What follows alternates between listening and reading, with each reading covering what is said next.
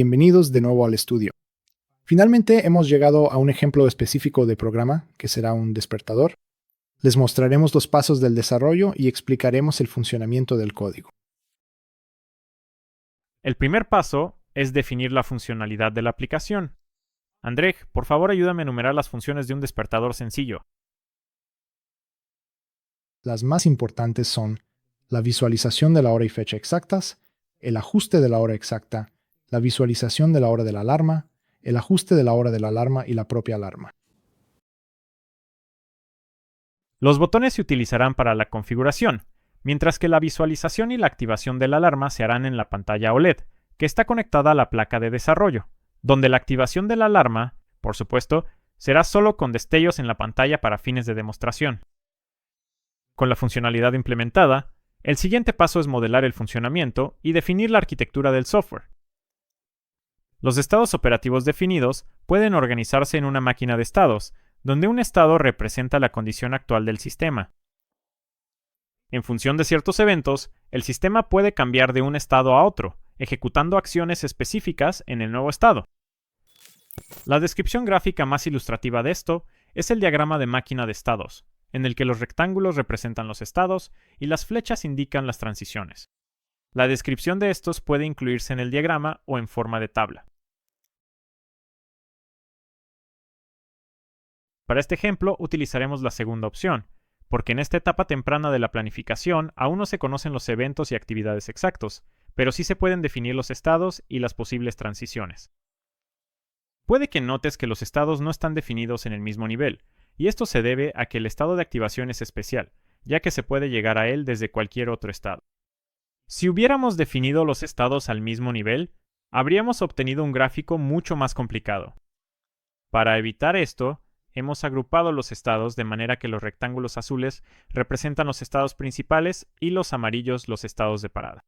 El siguiente paso es determinar los eventos exactos que desencadenan las transiciones y las actividades que se llevan a cabo durante la transición, lo cual requiere averiguar el papel exacto de los botones. Veamos qué hace. Durante el funcionamiento normal y cotidiano, puedes alternar fácilmente entre mostrar el reloj actual y la hora de la alarma programada, simplemente presionando los botones de arriba y abajo según sea necesario.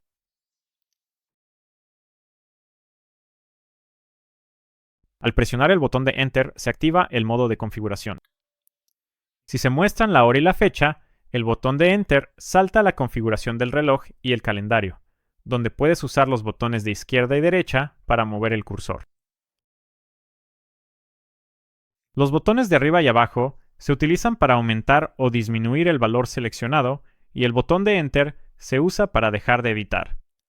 También puedes salir del modo de activación presionando el botón de Enter. Este es el punto en el que la estructura está clara y podemos completar el grafo de estados con una descripción detallada de las transiciones.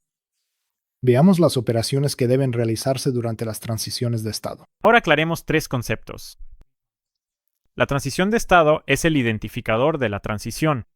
Marcaremos esto con una T mayúscula y el número.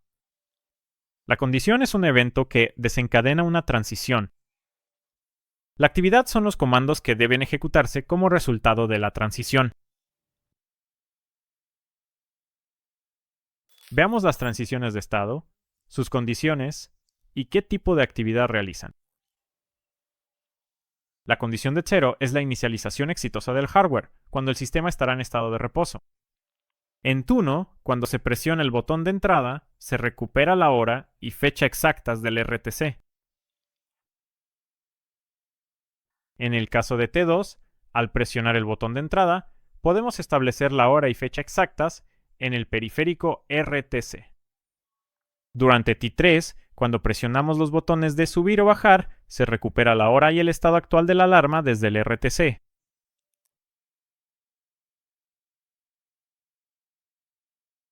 En T4, cuando presionamos el botón de entrada, se solicita la hora y el estado actual de la alarma al RTC. En T5, al presionar nuevamente el botón de entrada, se establece la hora de la alarma y el estado en el periférico RTC.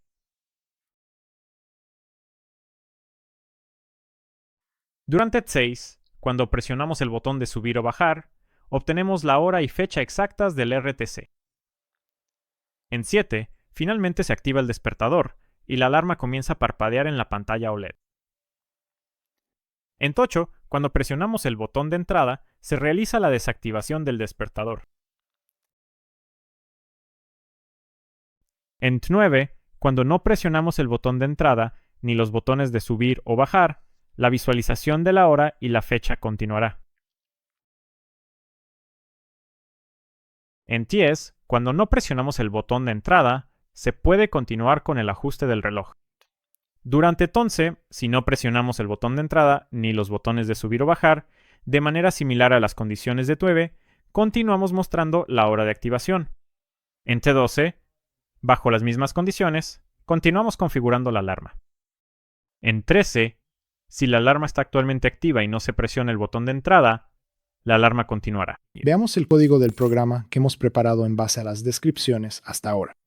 La característica principal de un buen código es la transparencia y la facilidad de mantenimiento, porque se escribe una vez, pero se lee muchas veces. Sí, es tal como lo describiste.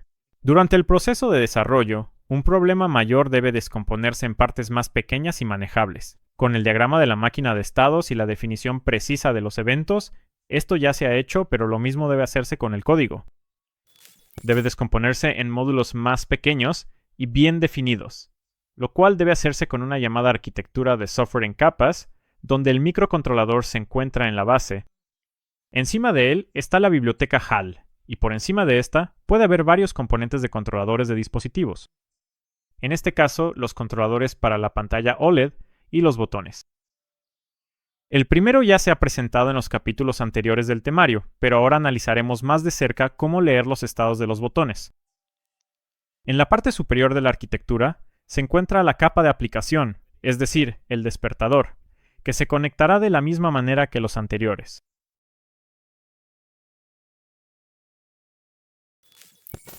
András ya ha subido el programa de ejemplo relevante para este capítulo.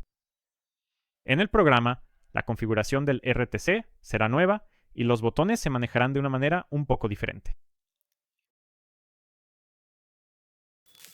La configuración del RTC para este ejemplo en particular consiste en usar el propio reloj en tiempo real, que se habilita seleccionando la fuente de reloj activa, el calendario, que se habilita con activar calendario, y por último, pero no menos importante, habilitar la alarma en el canal A. Las señales de reloj también deben configurarse en la pestaña de configuración de reloj. En esta aplicación de ejemplo también se utilizan botones, pero de una manera diferente a la anterior. El modo GPO debe configurarse en modo de interrupción externa con detección de flanco ascendente o descendente. La razón de esto se explicará en una subsección posterior, llamada controlador de botones. Como hicimos anteriormente, se permiten resistencias internas de pull-down. Para poder utilizar estas interrupciones, deben habilitarse en la configuración NVIC. Las líneas de programa para el reloj en tiempo real están escritas en los archivos RTCH y RTCT. La línea resaltada es una declaración de variable para una instancia de la estructura de datos que describe el RTC. En la subsección de funciones HAL, vimos que cada función tiene un parámetro de entrada HRTC. En este caso es este. La línea que ahora está resaltada es la declaración de una función cuya tarea es preparar e inicializar el reloj en tiempo real. El archivo rtc-tree contiene tanto la instanciación de la estructura HRTC declarada por rtc-tree como la implementación de la función mxRTC-init. Básicamente, el código establece el formato de hora y fecha y habilita las alarmas en el canal A en modo de interrupción. También hay una sección escrita a mano en las líneas de código entre los comentarios User Code Begin Check RTC Backup y User Code End Check RTC Backup. Lo que sucede durante el arranque es que se verifica uno de los registros de respaldo y su contenido no se pierde en caso de un corte de energía, siempre y cuando el condensador adicional que alimenta el pin de batería V esté cargado. El problema que queremos evitar aquí es no reiniciar la hora y la fecha en cada arranque. Si hay un valor preestablecido en el registro, que es 05050 en hexadecimal, podemos estar seguros de que la hora y la fecha ya se han configurado en arranques anteriores, así que en este caso, no necesitamos volver a configurar el RTC.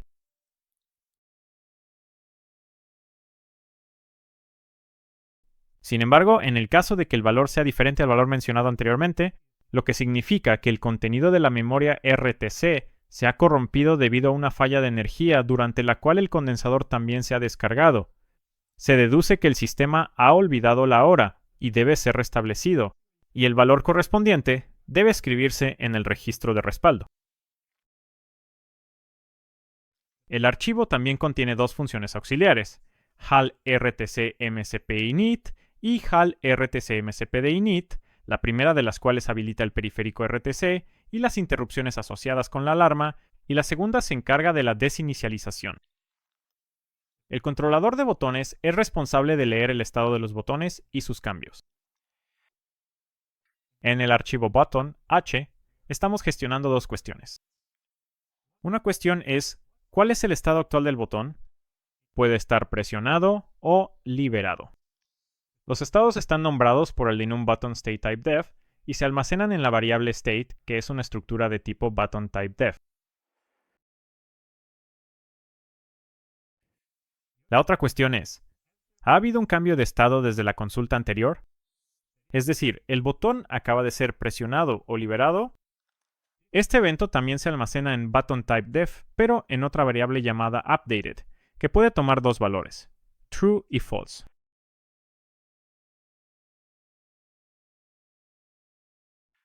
Todos los botones están contenidos en la estructura buttons type def, la cual puede ser recuperada usando la función buttons_getStates. El archivo C de buttons contiene la implementación de la función buttons_getStates, publicada por buttons_h, que simplemente copia la estructura de datos mantenida localmente llamada buttons, y de tipo buttons type def, en la estructura del mismo tipo proporcionada en el parámetro, y actualiza la bandera llamada updated, que monitorea el cambio de estado del botón. El estado de los botones es monitoreado por las interrupciones asignadas a los botones y actualiza el contenido de la variable buttons. Desafortunadamente, los botones hacen rebote y nuestra placa de desarrollo no incluye un sistema de eliminación de rebotes por hardware. Ya hemos sido introducidos al concepto de rebote en el capítulo 7.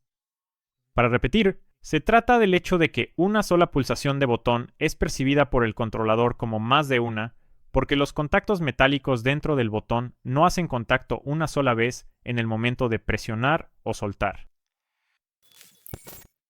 El código también incluye una especie de eliminación de rebotes, haciendo que todos los pulsos generen una interrupción, y el callback GPU-xt que se ejecuta al final siempre registrará el estado correcto. Los componentes de la aplicación, es decir, el reloj despertador, están contenidos en los archivos alarm, clockage y alarm, clock. El archivo alarm, clockage contiene solo una línea de código, que no es más que la publicación de la función principal del reloj despertador.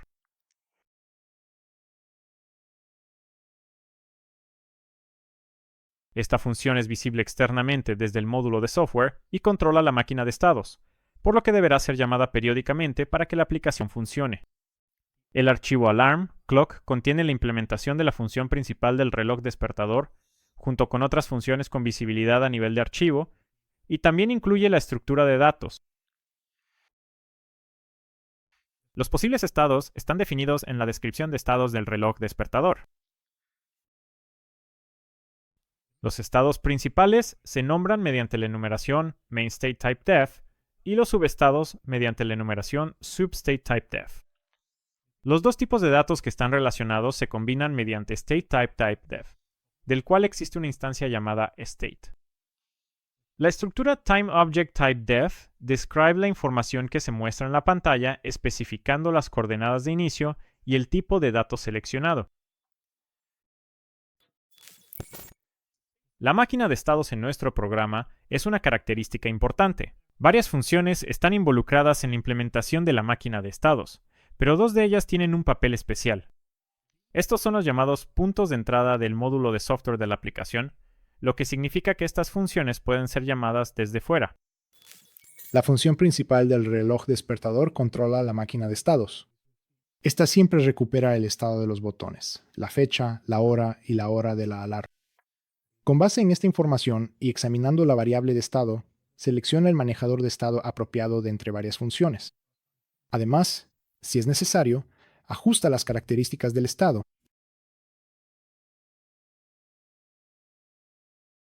La función de devolución de llamada del evento HLRTC alarma A se llama desde un contexto específico, la interrupción.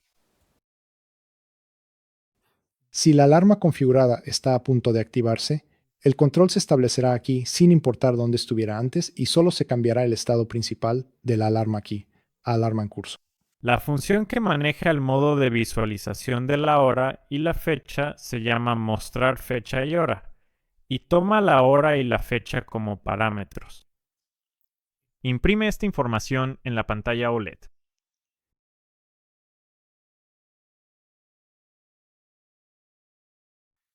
La función que maneja la operación del estado de visualización de la alarma se llama mostrar hora preestablecida de la alarma, y toma como parámetro la hora y el estado de la alarma configurada.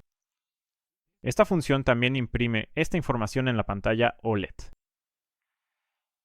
Este estado es gestionado por la función establecer fecha y hora.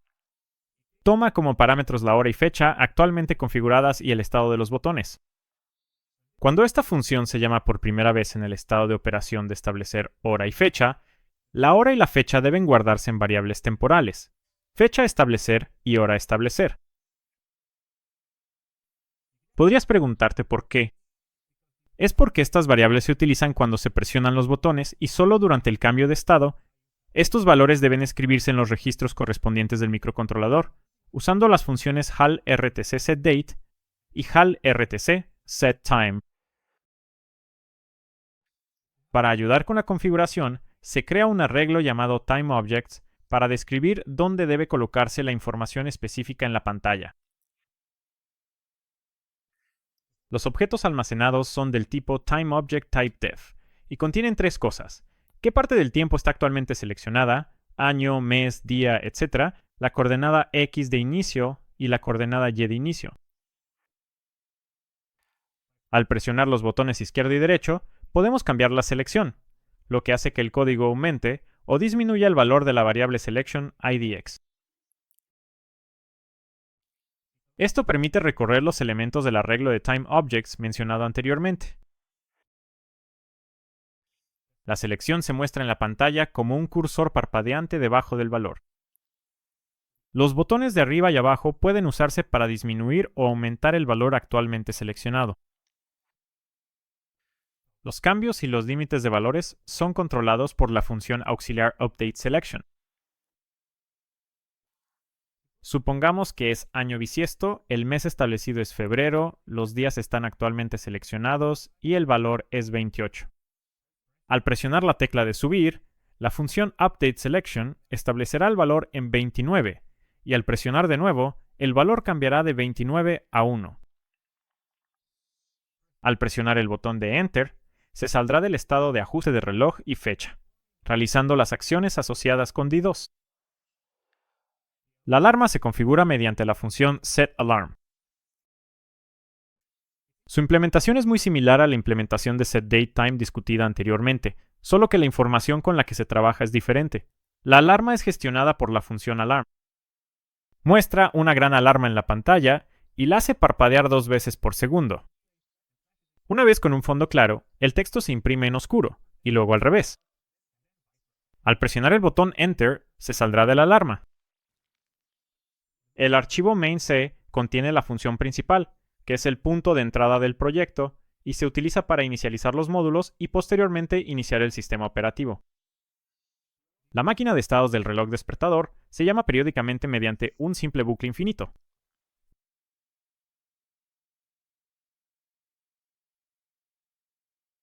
Esta implementación solo puede ser una opción adecuada para sistemas más simples, donde hay pocas tareas que realizar, y no existen restricciones estrictas de tiempo.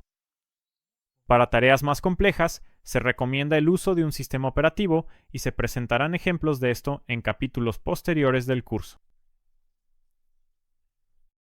En esta sección se nos presentó el periférico RTC, primero de manera general y luego específicamente para el STM32F4. También aprendimos sobre las funciones más comúnmente utilizadas en la biblioteca AHL, revisamos los componentes de hardware relacionados con el RTC en la placa de desarrollo Y finalmente, repasamos el diseño de un reloj despertador simple y analizamos los detalles de su implementación. Hemos llegado al final del curso sobre el RTC y esperamos que estén entusiasmados con las muchas oportunidades que este periférico nos ofrece.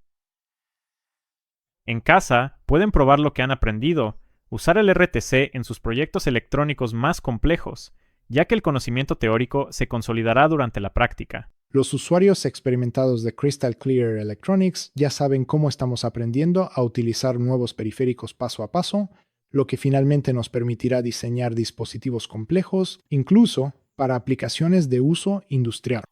Les animamos a experimentar y practicar. Quizás ya sepan que todo el contenido adicional está disponible en el sitio web del curso. Si les ha gustado el video, suscríbanse a nuestro canal y sigan nuestra página de Facebook. Ahora nos despedimos. En los próximos capítulos podrán aprender sobre el control de motores eléctricos, soluciones de control y sistemas operativos embebidos, entre otros temas interesantes. Nos vemos allí. Adiós.